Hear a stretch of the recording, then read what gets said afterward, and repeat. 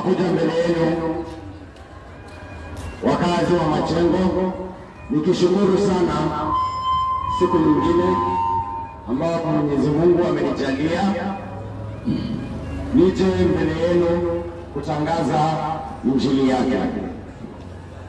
Na ni tamaa yangu kwamba atatakasa neno lake ili mkilisikia msilipokee kama habari ya vijana wawili watatu wanakaa ni kama kwamba hawana kazi, wanakaa ni kama kwamba hawana jambo bora la kufanya, kwani hawana mabiashara, kwani hawana kitu ya kufanya hii Jumapili.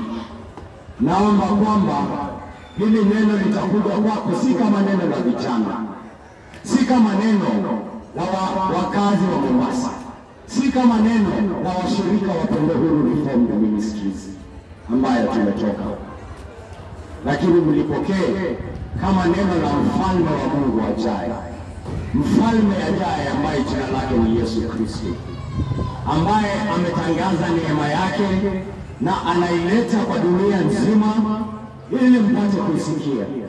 Neema hii si ya watu fulani, ameitapakaa iende ulimwenguni mzima, na amesema itashinda watu kutoka kila kabila. Hakika Wasomali wataokoka na kuhakikishia leo. Kwa sababu gani? Sababu limepokea neno la Mungu.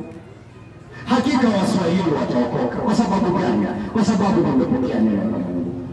Hakika Waarabu wataokoka. Hakika Wamijikenda wataokoka.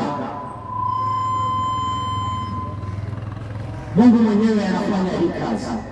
Mungu mwenyewe amemwahidi mwana wake Yesu Kristo kwamba kazi aliyoifanya pale msalabani, kazi aliyoifanya pale Kalvari haitaenda bure. Yesu hakufa bure. Nafikiri Yesu Kristo alikufa bure. Yesu Kristo alikufa kwa ajili ya wenye dhambi, na atawashinda hao aliowachagua. Atawapata wote aliowachagua. Atawapata wote aliowafilia. Atawapata wote ndugu yangu. Hakuna hata mmoja atapotea. Amesema wote alionipa Baba yangu sitapoteza hata mmoja. Kakaangu, ni wewe amekutia hapa siku ya leo. Ni matamanio yangu kwamba katika yeye kutangaza hii injili, katika yeye kumtuma Roho wake Mtakatifu kutuandaa katika hii injili, kwamba inakuja kwako ili kukuleta kwake katika wokovu.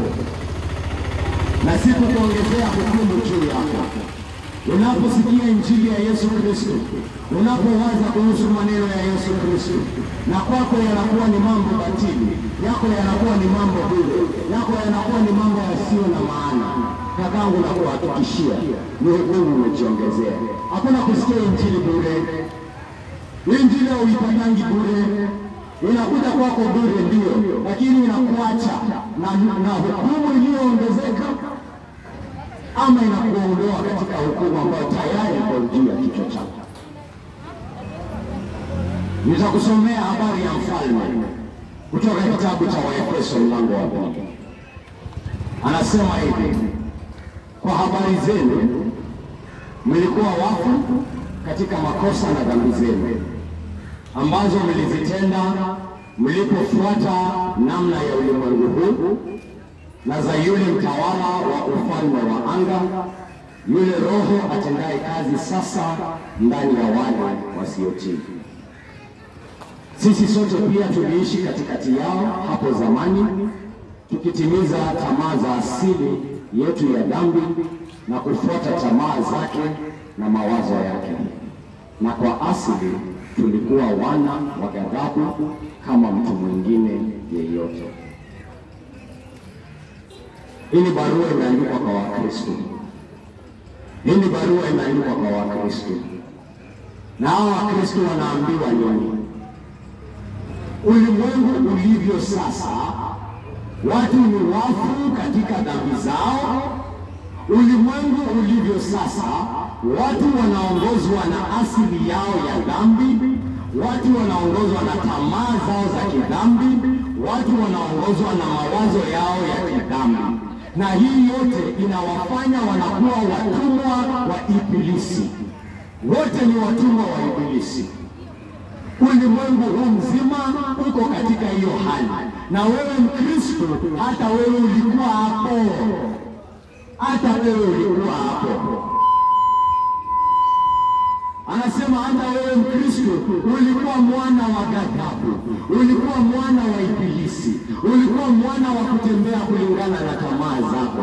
Hata wewe Mkristo ulikuwa mtu mwovu, hata wewe Mkristo ulikuwa mtu wa uongo, hata wewe Mkristo ulikuwa mtu katili. Hivyo ndio ulikuwa, hiyo ndio asili yako, hizo ndio njia zako, hizo ndio njia za kila mwanadamu. Bila neema ya Mungu, hizo ndio njia za kila mwanadamu. Ndio Biblia imeeleza hivyo. Ni neno la Mungu linasema hivyo. Neno la Mungu linaniambia kama hauko katika Yesu Kristo, hivi ndio uko. Unaongozwa na tamaa zako na mawazo yako ya dhambi. Wewe kwa asili yako wewe ni mwana wa ghadhabu. Wewe kwa asili yako yule roho afanyaye kazi ndani yako ni Ibilisi.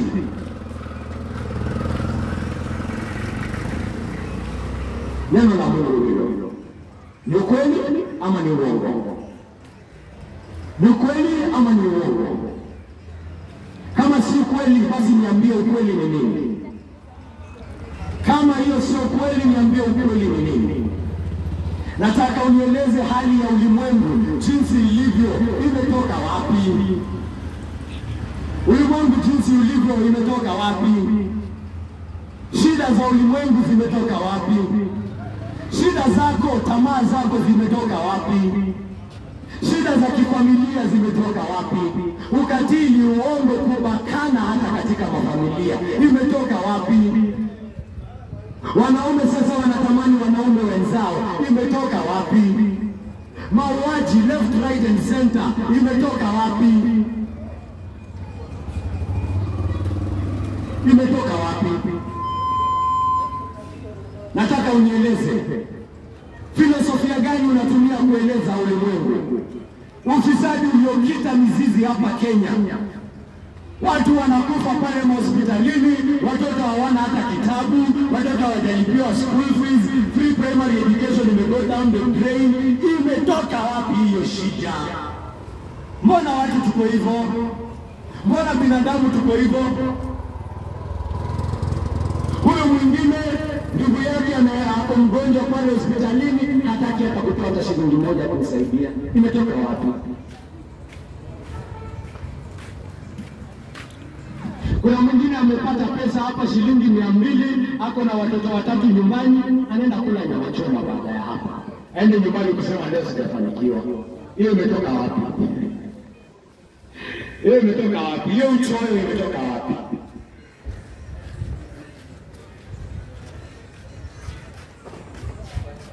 Niambie, nielezee ulimwengu. Nipe suluhisho niweze kuelewa hii dunia. Nipe suluhisho niweze kuelewa ulimwengu. Nipe suluhisho niweze kuelewa hata huu moyo wangu ambao nikiangalia ndani yake ninapata umejaa uovu. Nipe suluhisho. Nisaidie nielewe. Wataalamu wametoa suluhisho zao. Usidhani wataalamu hawajatoa suluhisho zao. Wanafilosofia wametoa suluhisho zao. Wengine wamesema sijui ni evolution. Ati mwanadamu jinsi tulivyo, tunazidi kugeuka, tukikuwa bora. Mwaka baada ya mwaka, karne baada ya karne, milenia baada ya milenia, wa binadamu tunazidi kuwa bora na bora zaidi. Hekima yetu inazidi kuongezeka. Kakangu, acha nikuhakikishie, hekima ya kidawa, kisayansi, hiyo pengine imeongezeka. Kitambo hakukuwa na dawa ya malaria, siku hizi kuna dawa ya malaria. Kitambo kuna magonjwa ambayo hatungeweza kufanya kitu, siku hizi tunaweza kufanya kitu. Binadamu anaendelea kilivyo, lakini kiroho je? Kiroho je? Soma historia ya ulimwengu uone binadamu walikuwa wanauana miaka 2000 iliyopita. Soma wana walikuwa wanaoneana wivu. Soma uone bado walikuwa makatili hiyo wakati. Soma ujionee. Unafikiri itatatulika kivipi? Saizi bado si wanauana. Saizi bado wanakuleana njama. Saizi bado wanapangiana. Saizi bado ni waongo. bado ni wafisadi. Nafikiria ni kitu mpya. Nielezee kakaangu, nakuomba unielezee. Nipe suluhisho. Nipe suluhisho, nieleze ulimwengu. Wengine wanafikiria sheria ndio itawakolea watu. Haya, sheria si zimeongezeka. Hata constitution mpya tumeweka. Tumeweka constitution, sasa wameweka hadi acts of parliament. Hiyo imepunguza uhalifu. Hiyo imepunguza ufisadi. Hiyo imepunguza uongo. Hiyo imepunguza vile watu wanapaka watoto wadogo, hadi ukienda pale kotini saizi waweza shtuka. Unaweza shtuka yale mambo yanayotendeka hata katika mji wa Majengo. Vijana wadogo. Watu hawawezi amini hata mandugu zao wanaishi wao nyumbani mwao. Huyo ndio anamkosea, huyo ndio anampangia mabaya, huyo ndio anamfanyia mtoto wake mambo mabaya. Yule ndugu aliyemwaminia ndio anamsengenya vibaya sana. Nenda kaeke pale sheria kwenye parliament, niambie itasaidia aje hiyo. Shida si sheria, shida si katiba. Na wale ambao wanasema wao ni watu wa Mungu, wale wanasema wao wako na dini. Dini yako inanieleza shida iko wapi? Dini yako inanieleza shida iko wapi? Na dini yako inanieleza suluhisho ni gani? Nipe suluhisho. Nipe, niambie shida iko wapi, alafu nipe suluhisho. Niweze kupata kuelewa taabu ya moyo wangu. Niweze kupata kuelewa taabu ya huu mtaa wa Majengo. Taabu ya familia katika huu mtaa wa Majengo. Nieleze nipate kuelewa. Mwingine anasema dini yangu ndio dini ya kweli. Dini yangu ndio dini ya amani. Dini yangu ndio itaweza kutuliza hii ulimwengu. Kila mtu akichukua hii dini, hii dunia itatulia. Halafu ninaangalia tu mataifa ambayo yamechukua hiyo dini. Naangalia hiyo mataifa. Kuna amani pale? Vita imejaa. Ugomvi umejaa. Ufukara umejaa. Mauaji yamejaa. Ukatili umejaa katika mataifa ambazo zimechukua hizo dini. Alafu anasema hii dini ndio itatatua, na imechukuliwa na mataifa mengine. Inakaa hata wanao washirika wa hiyo dini hata wanalia sasa dhidi ya washirika wenzao. Wanasema hawa si watu wetu, hawa wafuati njia yetu. Na ni mashehe wao. Dini yako ndio itatatua ulimwengu. Na inasema shida iko wapi? Inasema shida iko wapi? Inasema suluhisho ni gani? Umewaza kweli wewe? Napata wengi nikijadiliana na yeye. Ako vizuri sana kujadiliana dini za wengine. Umechambua dini yako wewe? Umechambua dini yako wewe? Uko tayari nichambue dini yako jinsi ambavyo wewe uko tayari kuchambua yangu? Ukikuja unataka kuchambua Yesu Kristo, kuwa tayari mimi pia nichambue dini yako kihakika, kwa njia ambayo wewe pia unachambua huyu Yesu ambaye ndio mfalme wa ulimwengu. Usikuja hapa na moyo nusu. Unataka kuchambua ya wengine, lakini yako tukiigusa ndio ushashika panga, unataka kukata mtu. Alafu unasema dini ya amani, dini ya amani, dini ya utulivu. Dini ya utulivu hii haitaki kuchambuliwa.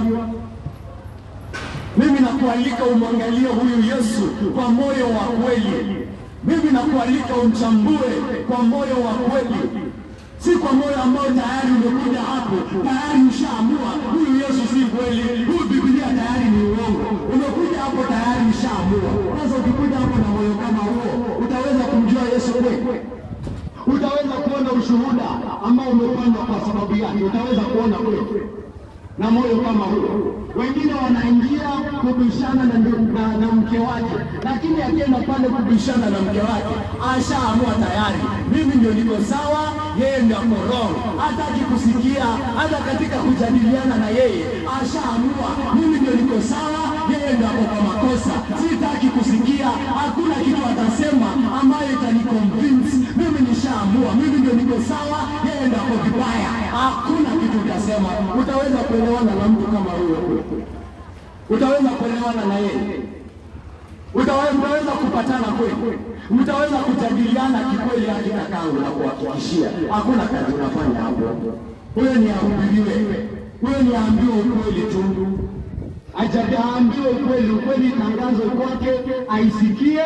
Akitaka kujadiliana nayo akubali, kama hataki afanye kwenye atafanya.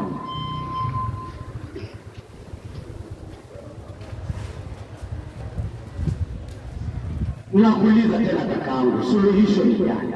Shida iko wapi? Suluhisho iko wapi? Wengine wanasema shida ni ufukara. Ufukara ndio shida, fedha ndio suluhisho. Haya basi, natazama zile mataifa ambazo matajiri wamejaa, pesa imejaa. Angalia hayo mataifa, niambie kama uovu umeshindwa kule, uhalifu umepanda. Kwanza umepanda vibaya sana. Watu wanatumia hizo pesa zao kutumikia tamaa zao za uhalifu, kutumia tamaa zao ambazo si halali kabisa. Majivuno yanaongezeka pale, tamaa ya mali ya wengine inaongezeka pale. Kila mtu anataka kuwa yule tajiri aliye juu, kila mtu anataka kuonekana yeye ndiye anajua. Halafu unapata ukosefu wa usawa umejaa pale. Kuna mabilionea, kuna jamaa hapo na bilioni sijui 478 billion.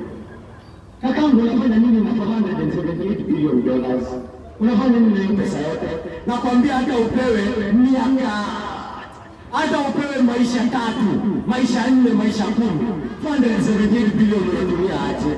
Unafanya nini nayo? What are you doing with 478 billion dollars? Mwingine ako na 78 billion, mwingine hata hana chakula. Na huyo mwenye mabilioni hataki kutumia mabilioni yake kufanya nini? Kusaidia mwenye hana chakula. Akimsaidia hayo mabilioni yake hata hawezi kugusika hivi, hata hatagusika, hata ambaye anasaidia watu waje haitagusika, lakini anafanya hivyo. Anafanya hivyo, anasema hapana, hii ni pesa yangu, mimi nimetumia, mimi nimefanyia kazi, ni yangu, mbona nifanye kazi, mbona nisaidie watu? Yeye kama anataka kusaidiwa ajisaidie. Yeye na ufukara wake. Mimi sitaki stori za mafukara hapa. Fedha sio taabu, fedha sio suluhisho. Ufukara sio taabu na fedha sio suluhisho. Mwingine analia, anamuuliza taabu iko wapi? Anasema taabu ni kukosa viongozi wazuri. Viongozi wazuri ndio tumekosa. Tukikuwa na viongozi wazuri mambo inaendanga sawa. Tazama hata zile mataifa ambazo watu wanasema walikuwa na viongozi wazuri. Uniambie kama imesaidia. Inaweza kupunguza uhalifu kidogo, lakini bado iko. Na huyo kiongozi si anakufa. Yeye sio permanent solution. Na hata akikufa mambo yanarudi tu pale alikuwa. Mashida tu zinakaa ni kama zinaenda zikirudi. Ufisadi inapanda ikishuka. Ufukara inapanda ikishuka.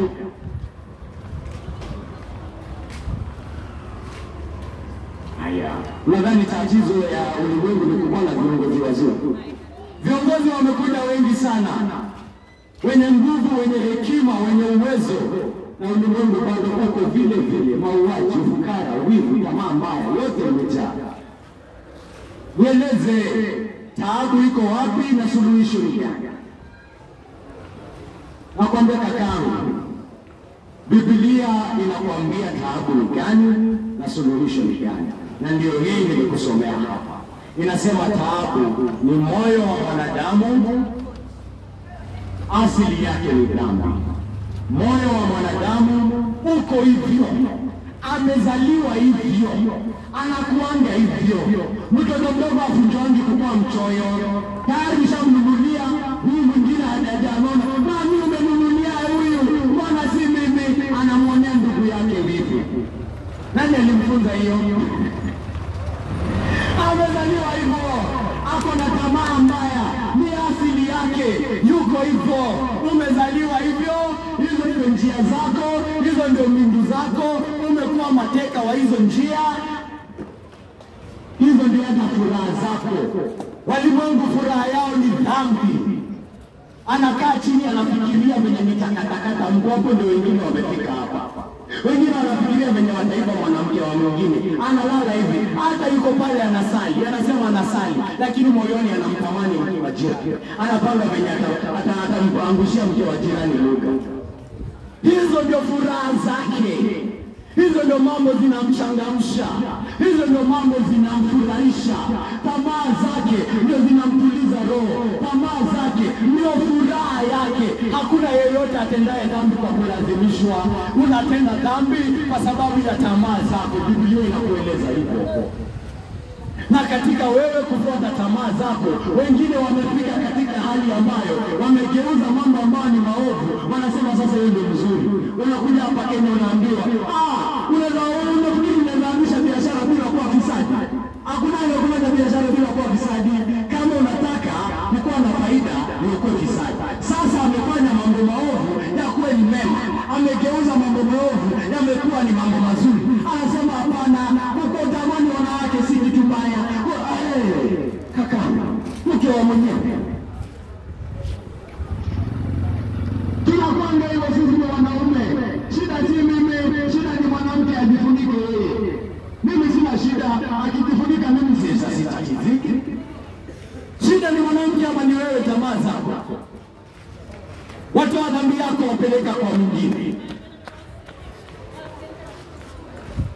Sikiliza, Biblia inasema shida katika wewe, shida katika familia yako, shida katika biashara yako, shida katika jamii yako, shida katika taifa letu, shida katika ulimwengu, yote imekuja kwa sababu mwanadamu ni mwenye dhambi, mwanadamu ana asili ya dhambi, mwanadamu ni mtumwa wa dhambi, mwanadamu furaha yake ni dhambi, mwanadamu anaongozwa na dhambi, na katika hiyo hali ambayo yuko yeye ni mfuasi wa shetani. Hajui, anafikiri yuko huru. Anasema mimi niko huru, hakuna anayeniongoza. Kakangu, toka kwa hiyo nyumba yako asubuhi leo, umejawa na furaha. Wewe na hiyo furaha yako yote unasema wewe uko huru. Na ubaki na hiyo furaha yako hadi jioni. Nijue wewe si mateka wa mtu yoyote. Unatoka hapa nje, bodaboda inapita mbele yako, matusi, hasira ishajaa. Wewe ndio unasema wewe ni muungwana. Wewe ndio unasema wewe ni mwenye huru. Wewe ni mateka wa hasira yako. Wewe ni mateka wa ukatili wako. Wewe ni mateka wa kudanganya. Umejipata katika hali pale kazini, umejipata tight fix. Unasema sasa nitafanya nini? Lazima nidanganye. Unafikiri uko huru. Wewe ni mateka wa uongo. Mungu ni mmoja. Wewe ni mwamini Baba wa Yesu Kristo. Amen. Amen.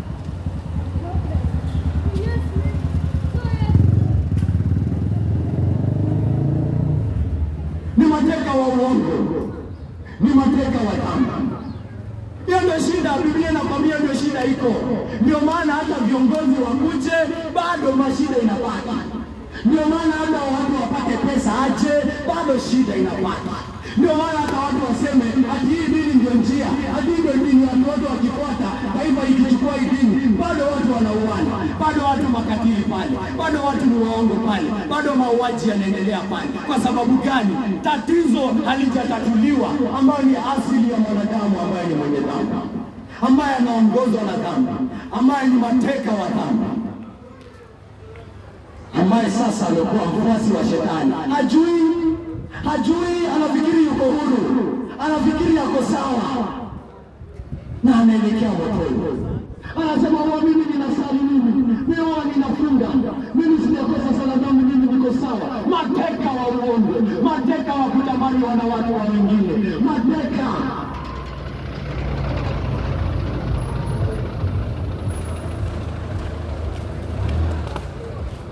Sikiza venye Biblia inasema, nasi kwa asili yetu tulikuwa wana wa ghadhabu, by our very nature.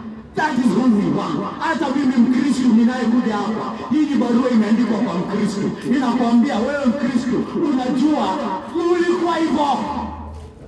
Ulikuwa hivyo. Inaniambia mimi, hata wewe rabini, unajua ulikuwa na mwongo. Unajua ulikuwa mlevi. Unajua ulikuwa mtu mwenye mali. Unajua hivyo. You know it. Unajua ulikuwa mateka ya haya mambo. Unajua haya ndio mambo yalikuwa yanakuongoza. Na isingekuwa Bwana Mungu akutoe pale, ungekuwa hapo hadi leo unafurahia katika kutamani wanawake wa wengine. Isingekuwa Mungu akuondoe katika hiyo hali, ungekuwa hapo hadi siku ya leo. Ni neema ya Mungu ndio imekuokoa wewe. Usifikiri wewe ni bora kuliko yeyote hapa. Usifikiri wewe ni bora kuliko kahaba pale. Usifikiri wewe ni bora kuliko fisadi yule. Usifikiri wewe ni bora kuliko yule mwizi. Hata wewe unajua hiyo roho ya wizi ilikuwa ndani yako. Hata wewe unajua hiyo roho ya kutamani mali ya wengine, roho ya wivu ilikuwa ndani yako, na hiyo ndio ilikuwa maisha yako. You know it.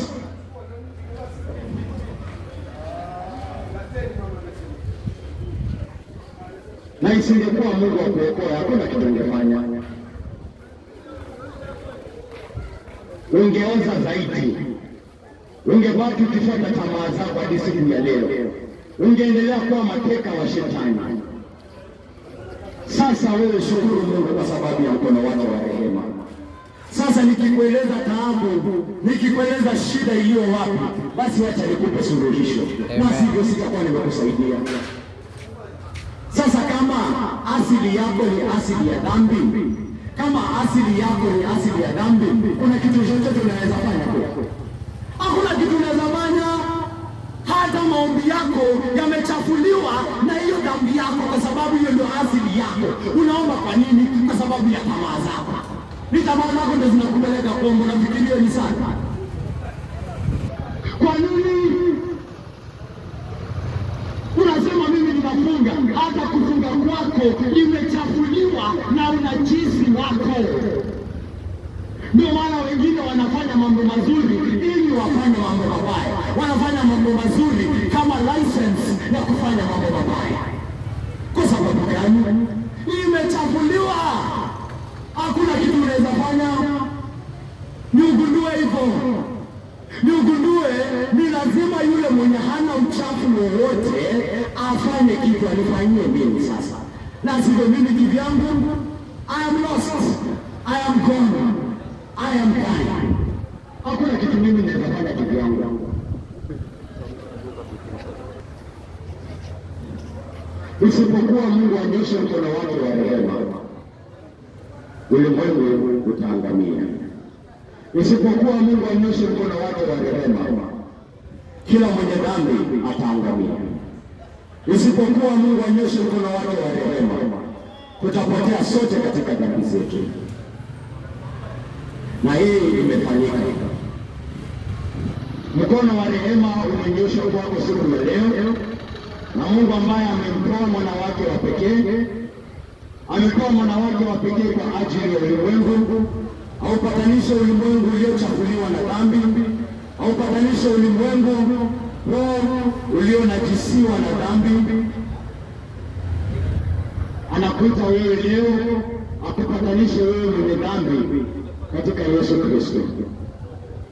Amemtoa mwana wake wa pekee ili ile hatia ambayo umeibeba wewe katika asili yako ya dhambi asimame katikati ya wewe na kile kisu kinachokuja. Asimame kati ya wewe na ghadhabu ijayo. Na hakika hiyo ghadhabu iko juu ya kichwa cha wewe. Yesu ni mwana wa Mungu. Yesu ni mwana wa Mungu. Na amedhihirisha neema ya Mungu. Amedhihirisha ufufuo kutoka wafu. Amedhihirisha kwamba kifo kimeshindwa. Amedhihirisha ya kwamba kifo kiliingia kwa sababu ya dhambi, na kuna yule aliingia kaburini na akatoka pale na hata wairudi pale tena, na jina lake ni Yesu Kristo. ameonyesha waziwazi, na ameonyesha njia peke yake ya kuokolewa, njia peke yake ya kukubaliwa na Baba, njia peke yake ya kuja mbele ya Mungu, njia peke yake ni tupate asili mpya katika Yesu Kristo. Tunakufa pamoja na yeye na tunaamka na yeye viumbe vipya. Tunakufa pamoja na yeye kwa sababu ya dhambi zetu. Yesu Kristo si lazima angekufa. Alikufa kwa sababu ya mwenye dhambi, na sivyo hangeweza kufa.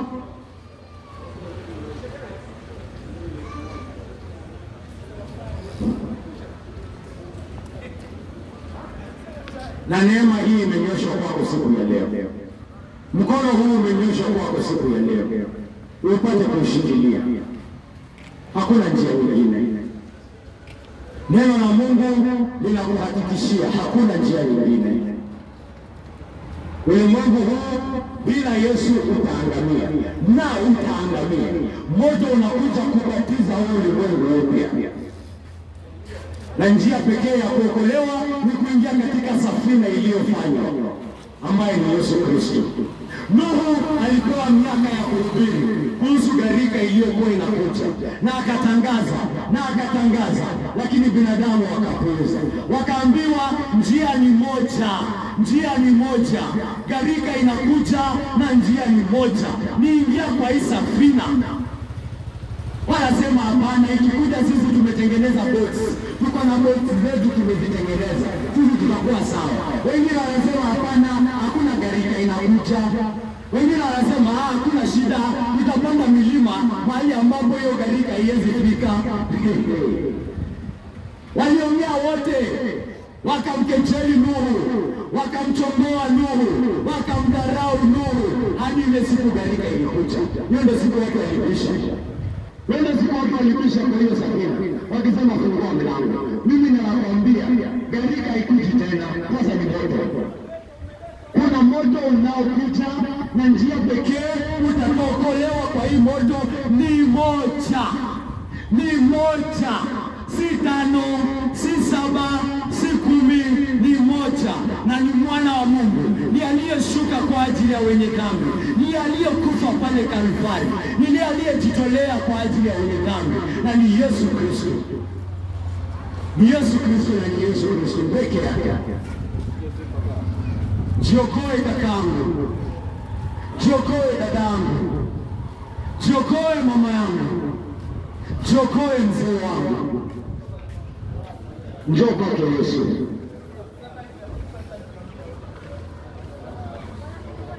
Mwenyezi Mungu amekubariki. Tunakuja mbele yako tukikushukuru na tukikutukuza, tukisema kwamba wewe ni Bwana na hakuna aliye kama wewe, Mungu wangu. Asante Mungu Baba kwa hii siku ya leo. Asante kwa kutuleta hapa Mungu Baba. Asante kwa kutuchunga. Asante kwa kutupea neno lako wewe tupate kulihubiri Mungu wangu. Asante kwa ile kazi tukufu ambayo unaifanya katika mioyo yetu, hata kutugeuza kila siku baada ya siku katika mfano wa Yesu Kristo aliye Bwana na mkombozi wetu. Asante kwa wale wote ambao umewaleta hapa siku ya leo. Asante kwa ile kazi tukufu ambayo unaifanya katika ulimwengu wote, kutimiza ahadi yako kwa mwana wako kwamba hakutoa maisha yake pale msalabani bure Mungu wangu. Asante na jina lako litukuzwe Mungu wangu. Wewe ni Bwana wa milele, wewe ni Mungu wa milele Mungu wangu. Na Mungu wangu nakutukuza na nakushukuru Mungu wangu. Mungu wangu, tumenyosha fimbo mbele ya bahari ya Shamu, jinsi ambavyo ulimwamrisha Musa. Tunatambua fimbo yenyewe haina nguvu Mungu wangu. Tunatambua tunaweza nyosha hiyo fimbo hata mara 10 kivyetu, na bahari tutazame tu, bahari tuangalie. Lakini Mungu wangu, wewe ukiwa pamoja nasi Mungu wangu, tukinyosha tu mara moja Mungu wangu, basi tukufu. Kwa hivyo fanya kazi yako tukufu Mungu wangu, ita watu hapa kulingana na mapenzi yako. Waokoe ni baba wa baba na mama, watoto, vijana, kwa mapenzi yako. Shukuru na kukutukuza Mungu wangu. Wachunge hata wale wote ambao wataka kusikia hili neno, kuja familia zao. kutunza biashara zao. Na Mungu Baba, endeleza kazi yako katika hii mtaa, ili wengi wapate kumjua Yesu Kristo aliye mwana wako kulingana na mapenzi yako. Nakushukuru na nakutukuza wewe Mungu wa mbinguni. Naomba yote katika jina tukufu la Yesu Kristo aliye Bwana na Mwokozi wetu. Amen.